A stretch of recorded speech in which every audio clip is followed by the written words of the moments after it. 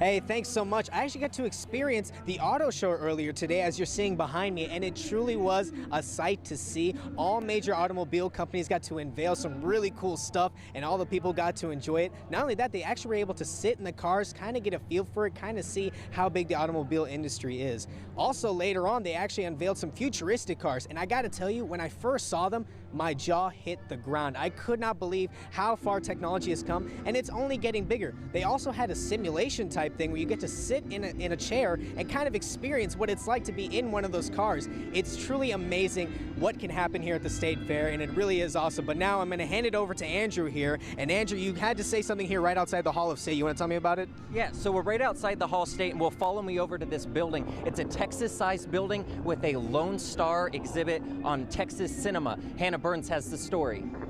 Rides and games are not the only attractions at the State Fair. You can visit a museum in the Hall of State at Fair Park for a cinematic experience. It's called Texas Cinema, and so in this exhibit we feature Texas filmmakers, we feature artists or actors and actresses born in Texas. The Texas Cinema exhibit is home to many film treasures. The exhibit also strives to be inclusive and educational.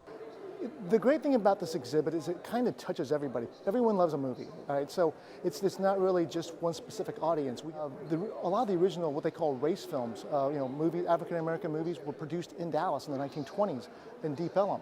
So we have a section on that. Texas Cinema could not have been successful without our border neighbors. The exhibit highlights Tejano culture in film, food, and fiestas. The history of film, and as a historical society, our job is to educate, entertain and educate at the same time. There's a lot of things that have been kind of introduced by both sides and adopted to where it's now just known as Tex-Mex. And you might even find some of your favorites at this exhibit. The 1969 version of The Alamo is one of my favorite movies about Texas. Reporting for NTTV News, I'm Hannah Burns.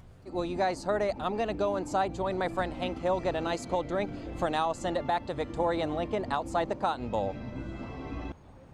Hey everyone, I know we're always looking for things to do during the week and on the weekends, and I have just a thing for you here at the Dallas Museum of Arts, the Dior exhibit. I actually just came out a few minutes ago and loved it so much that I created a little something for you guys, so let's go check it out. And the Dior exhibit actually leaves October 27th, so don't forget to come by because Dallas is the very last spot it comes to before all the pieces go back to their respective homes, some in Paris. I send it back to you guys at the desk. As House Democrats are ready to move forward with the formal impeachment investigation, President Trump and his allies are downplaying this conversation with the Ukrainian president. Joe Jones has the story. What about you, Hunter? As a Mavericks fan, I don't have that full support, but they're certainly going to take some financial losses from losing the vast majority of support they have in China and from their fans. But for DFW Sports News, on a day in which some teams struggled in the Metroplex, one was able to smash their way to a playoff spot on the last day of the season. I'll have more after the break. North Texas struggled at Apogee this last weekend as they fell to Houston 46-25. Running back Patrick Carr led the Cougars with 139 yards and 3 touchdowns, while Mason Fine, on the other hand, threw for 353 yards and 2 touchdowns. UNT has a bye this week, but next week they'll travel to Southern Mississippi. Well, right now it is crisp and clear and cold, and as you can see in Saginaw, it's gorgeous. The clouds are rolling and it is absolutely beautiful. And you can see that crisp and clear weather across North Texas. We're sticking with. Well, with the cold weather here, it finally feels like football season. Yes. Think we can finally turn our luck around with this game?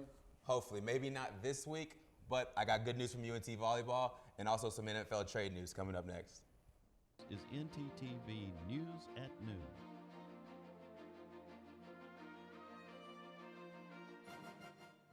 Thanks for joining us on NTTV News at Noon. I'm Joy Walden. And I'm Jacob Wallin.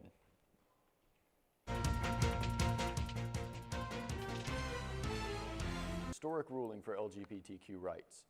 Dozens of people gathered outside of the Supreme Court yesterday morning to show support for gay rights. It was just 4 years ago that the Supreme Court ruled same-sex marriage couples across the nation are legally allowed to marry. However, it is still legal to fire someone for how they identify.